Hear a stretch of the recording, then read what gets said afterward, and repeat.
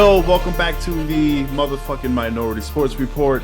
This week we're gonna cover fucking WWE, maybe. We're gonna do AEW Rampage, we're gonna do AEW Dynamite, and we're gonna do the special event Battle of the Belts 3. And maybe we have some belt news coming on along the way, so make sure you check out the rest of the episode. I'm your motherfucking boy, Big Black. And I'm your boy, Game Dollar. Make sure you subscribe to the channel, make sure you like the video, and make sure you hit the bell icon as well. So, my dude. Alright. Hold on, why did I come I heard it. Son of a bitch. No, because it was on the wrong fucking output. God damn it. Alright. Try that one more game. Alright, yeah. Redo. Cool. Alright. No, so, we good, dog. We good. So Dynamite kicked off with Jay Lethal taking on Orange Cassidy. This came out of that trios match they had the week before, where I believe Orange Cassidy got the win. He got the pin, I believe it was. But yeah, Cassidy was doing pretty good early on in this match. Obviously, he was outnumbered because best friends stayed in the back like the good guys do.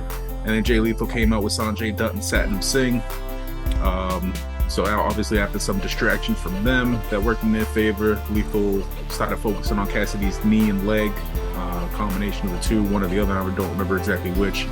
But it worked into the match because Cassidy's leg gave out on him while he was trying to do some shit. One of the funniest things in the match, Trent Beretta came out on Chuck Taylor's shoulders with the trench coat, like the old fucking little Rascals bit. Hell yeah. That shit was pretty funny. But like I said, Cassidy's knee kind of gave out on him, and I believe that's how Lethal was able to get the lethal injection to pick up a win. And then after the match, Lethal called out Wardlow for a match at Battle of the Belts for the TNT Championship, which did get signed, and we'll go over in a minute. Now, the Undisputed Elite came out. They returned for the first time in full force since Forbidden Door. Adam Cole cut a little promo basically saying that him and Kyle O'Reilly were both not cleared to wrestle. Told the Young Bucks that if they weren't going to pick Bobby Fish as their partner in the trios tournament, that they aren't going to be able to participate. Then he said he meant not that they weren't allowed to participate, they weren't going to be physically able to participate.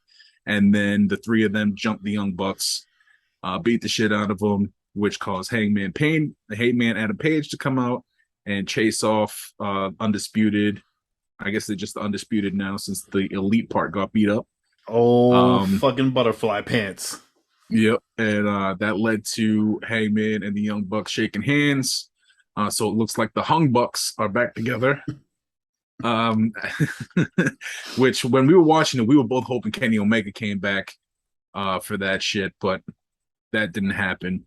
But one thing that was pointed out by my belt insider, I should call him, he was talking with him, and he said he told me to take a closer look at the trios belt, which I did, and I was trying to look at it myself too. What does that look like right there? I know it's hard to see.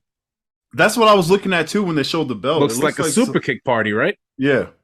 And according to him, the other side plate was Kenny Omega's finisher, the One-Winged Angel. So maybe we get that back and they are going to be the trio. Or were those just like placeholders from the tag team belts or whatever? Who knows? But it was an interesting little revelation that he dropped on me right before this show. Mm-hmm.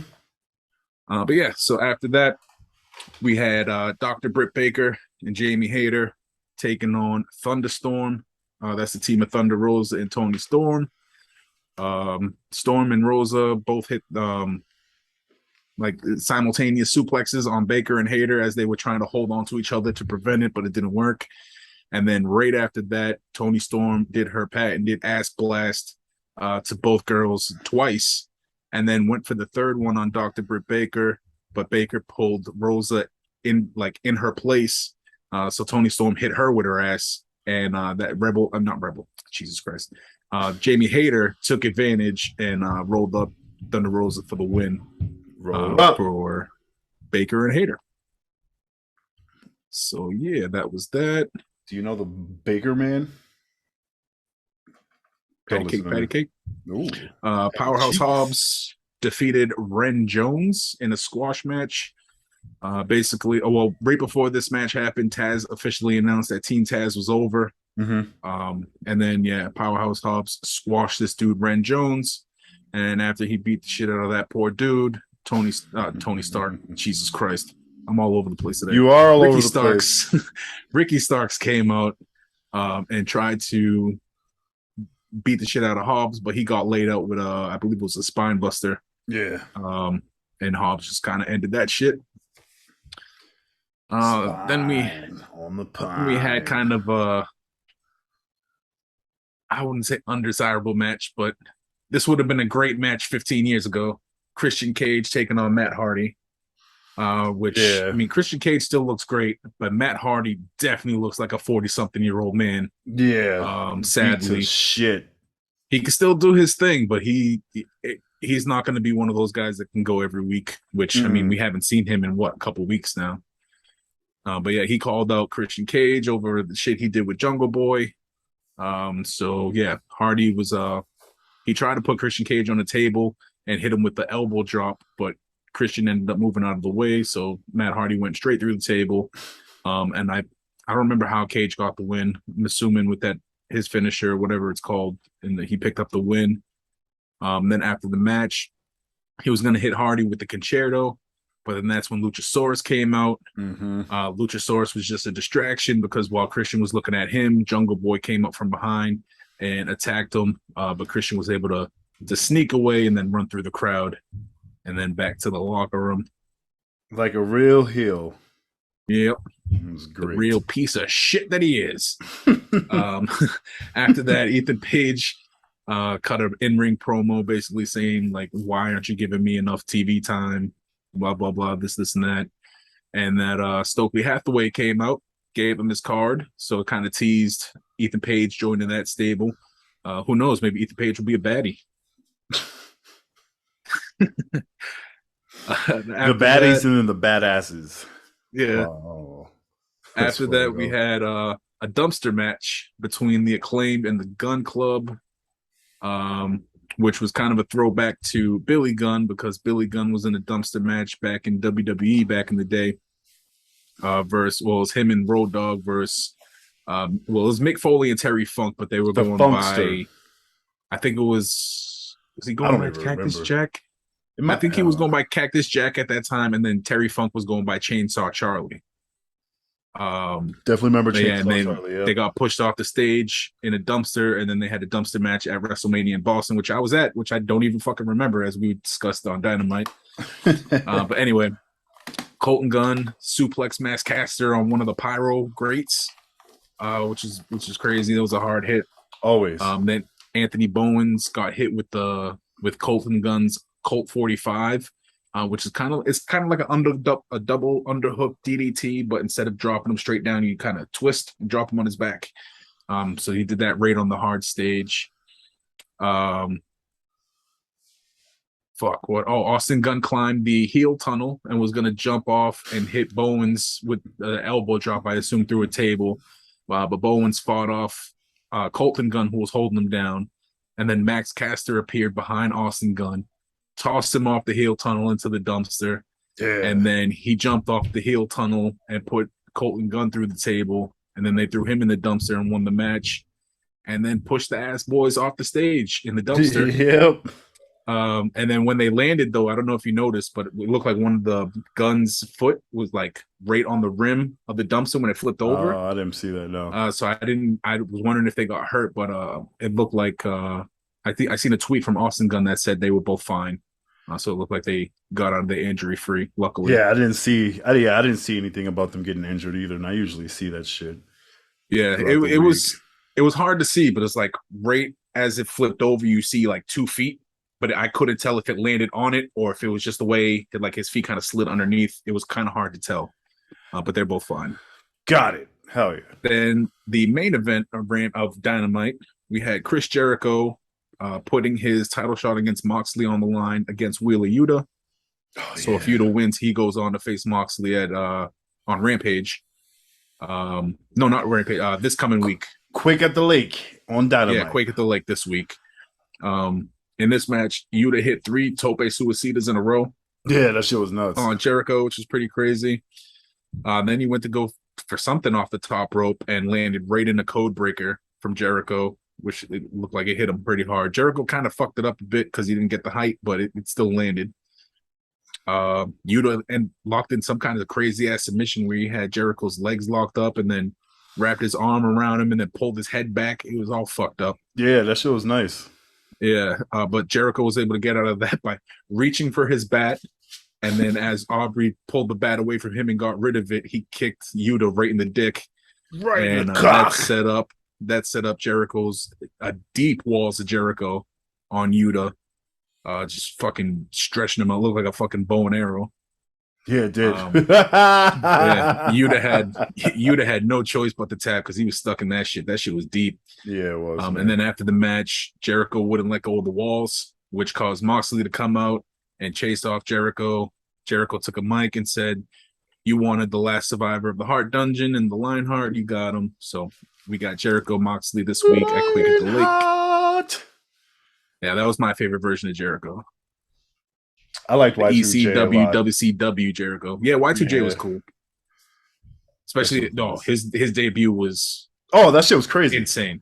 That's probably one of the best debuts I ever seen. Vividly remember that shit. Yeah. The pop he got was insane. Continuing on. Jumping into Rampage. They kicked this one off with the AEW Interim World Championship Eliminator. This is why I said Rampage, because I got mixed up with the shit. But John Moxley was defending against the Southern Psychopath, Mance Warner, which is he's an MLW and GCW wrestler. GCW, he's part of the Second Gear Crew, which is a tag team that I enjoy over there. Very violent guys. They always pull out doors and light tubes and all kinds of shit. So he's always down for a fight. Oh, but shit. He won this eliminator shot by winning a battle royal at Ric Flair's last match. Oh, yeah, that's right. Yeah. Yeah, so that's why this happened. It didn't really come out of nowhere, but if you didn't follow other wrestling, you might not have known that. But this wasn't a wrestling match. It was a fucking fight. Warner got busted open. There weren't really any crazy spots. It was just two guys beating the fuck out of each other. Yeah, it was very hard hitting. Yeah. Moxley, like I said, busted Warner open and then eventually finished him with a rear naked choke and gave him the John Jones, Lyoto Machida, dropped him to the floor.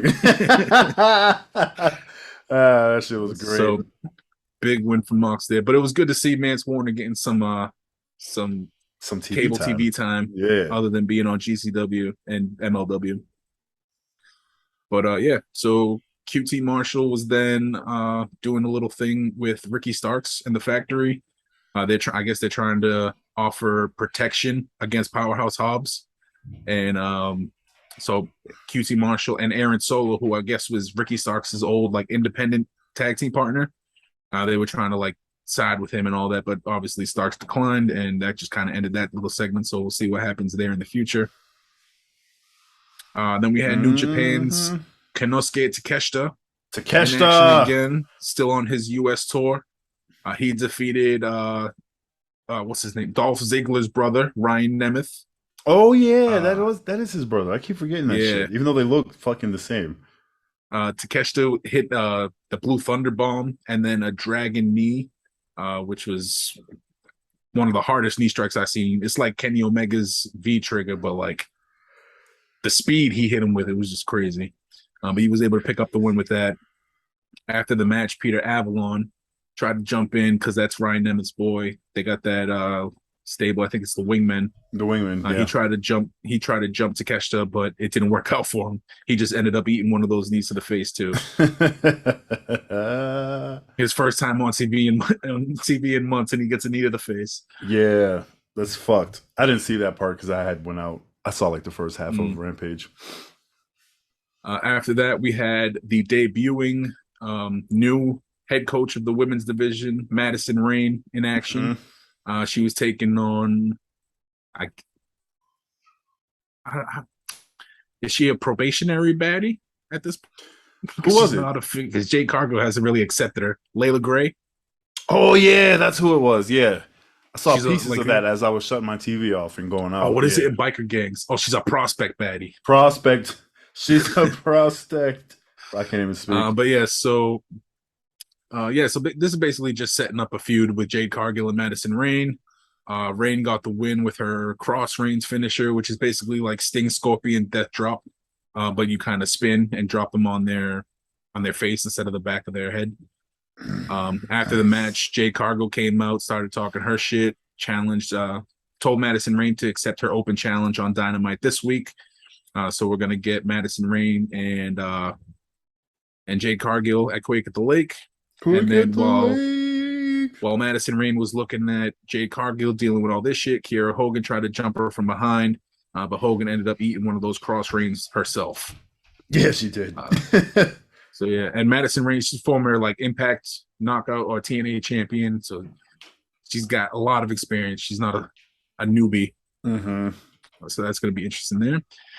And then the main event, I'm not sure if the tag team championships were on the line in this one, but it was a Friday night street fight.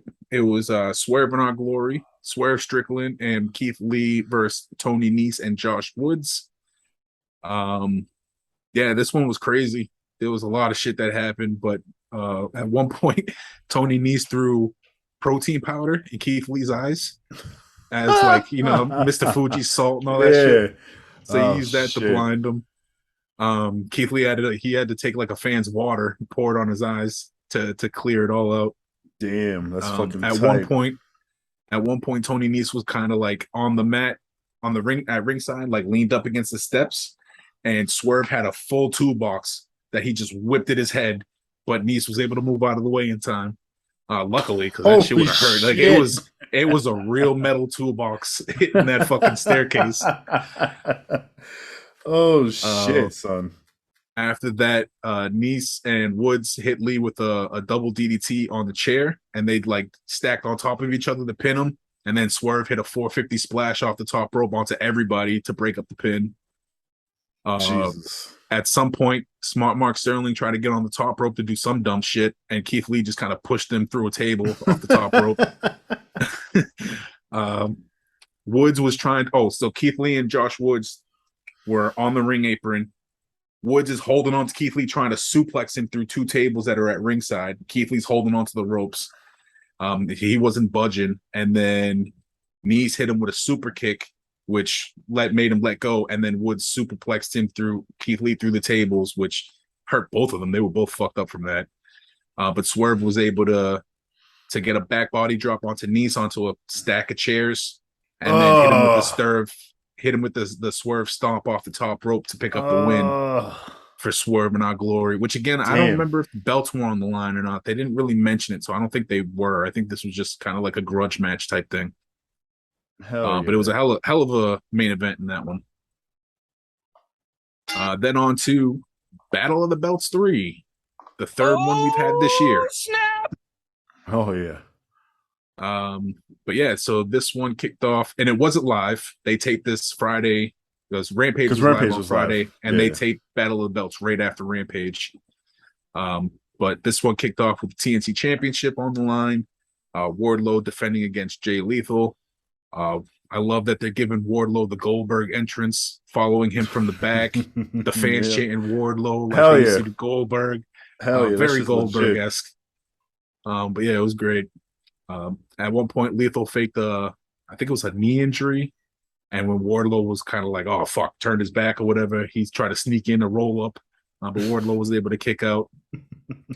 Wardlow hit fucking Lethal with a huge headbutt that kind of like knocked him out on his feet. And then it wasn't like a running clothesline. He literally like leaned backwards and down and then just clotheslined the shit out of him and sent them flying. And after that, he was able to hit his powerbomb for the win. And then obviously Sanjay Dutt Satnam Singh at ringside. After the match, he gets jumped.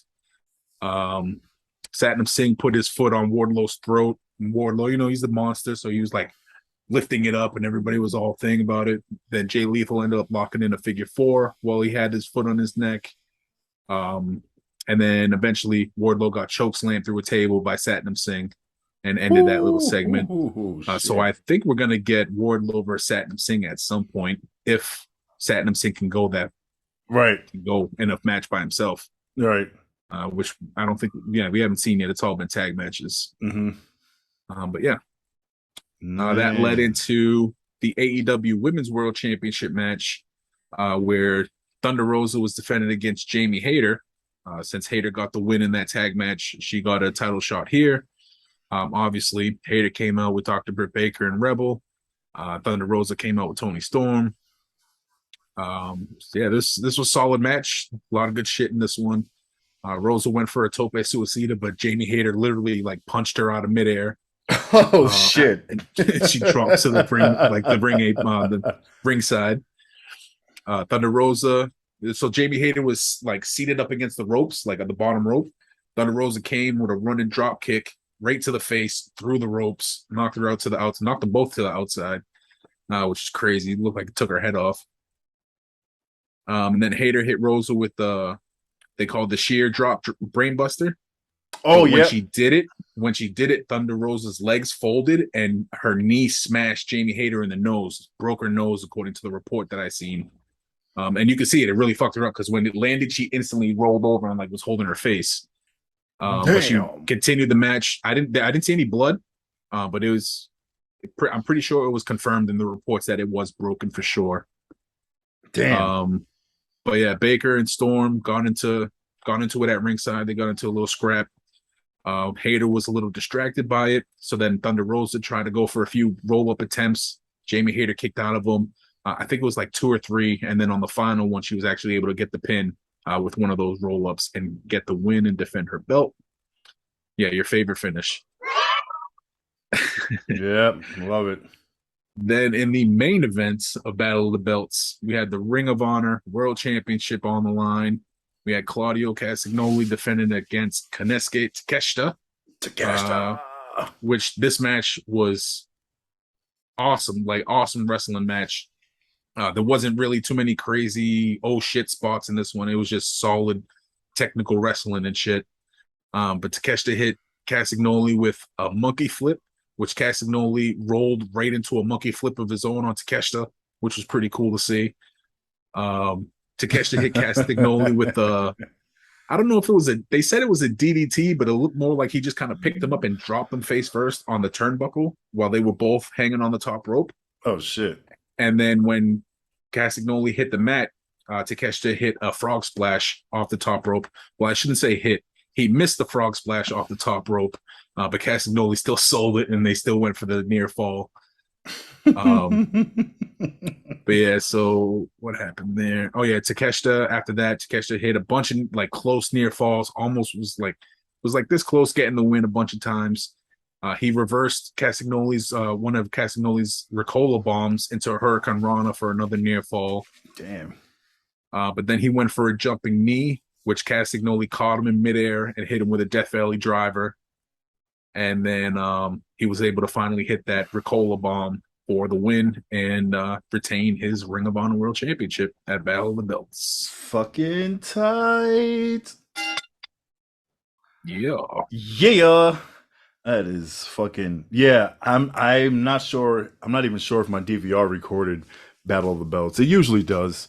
I was gonna check that shit out, but I ended up watching that Prey movie instead, and was like, "Yo, Prey was dope. Shit was fucking dope." Like, Prey was dope. Second favorite Predator movie of all time. Yep, I just put the 2 up for literally that second. Predator, the original, then Prey, and then Predator 2 for me. Yeah, that's my order. And then I would put Predators after that. The one with that's with Adrian Brody, right? Yeah. Yep. We're on the same page. Yeah. Fucking check that shit out. Apparently there's a Comanche dub for it. Which I seen an article about that. I gotta check that out. That was supposedly the original thing was supposed to be all in Comanche, so it's fucking tight that they put that dub out. So yeah, I'm definitely gonna watch that shit again with that dub. And yeah, but I mean I think they did a good job. Like, obviously they were speaking Comanche, but to us they were It was speaking English. Right, exactly. Yeah, it's just from some articles I've seen, some people didn't catch on to that. Yeah, because they were like, some of it was Comanche, some of it wasn't. So they were like, why don't you just do the whole thing in Comanche? It's like, you don't understand was it perspective? Right. That's exactly it. Was it perspective language or something like that? Whatever they called it. Because when the Europeans, spoiler, when the Europeans arrive, it sounds very familiar, but it's not like legit French as far as I know. It sounded, there was words of French in there, but again, like it would sound like what a foreigner would hear if we were speaking English. You know what I mean? Like there'd be words that you could pick up and shit maybe, but it's just all fucking gibberish, and that shit was fucking dope. So yeah, I'm really looking forward to watching that shit again. No spoilers here, but there was a cool little nod to Predator 2. Oh yeah, movie. Absolutely. There was a couple. When I seen it, I was like, "That's Predator 2. That's Predator 2." Oh, so yeah. There's quite a few. Yeah. So we rang the bell. We're done. Thank you. Oh wait, we said we might cover WWE shit. That's right. Those shows. New Legends and Rivals. So this week's Legends episode was Lex Luger, which I actually like that they kind of told the true story of everything. They didn't like sugarcoat his whole story. They went into the drugs, the drinking, the Miss Elizabeth shit. They didn't go into it long, but they went into it. And then the Rivals show was WCW versus WWF or WWE, the Monday Night Wars, which was pretty dope. Oh, that was like our prime fucking wrestling viewing. Like that. Yeah, that's legit. And it's cool because they got Kevin Nash as one of the guys as like at the round table, so he gave his little insight and shit like that. It was cool. It's a cool. Hell yeah. But yeah, WWE stuff is over on this podcast at least. Make sure you follow us all collectively on the internet at TMS Report. Make sure you subscribe to the channel. Make sure you like the video, and make sure you hit the motherfucking bell icon as well. Skame, where can they follow you, bro? Follow me at Skame666. Ooh, yeah, and follow me. I am at Beatnik. We'll be back next week for them balls in them holes, baby. My light didn't go off this week. It didn't go off. Word to your mother. It didn't happen. We'll be back next week.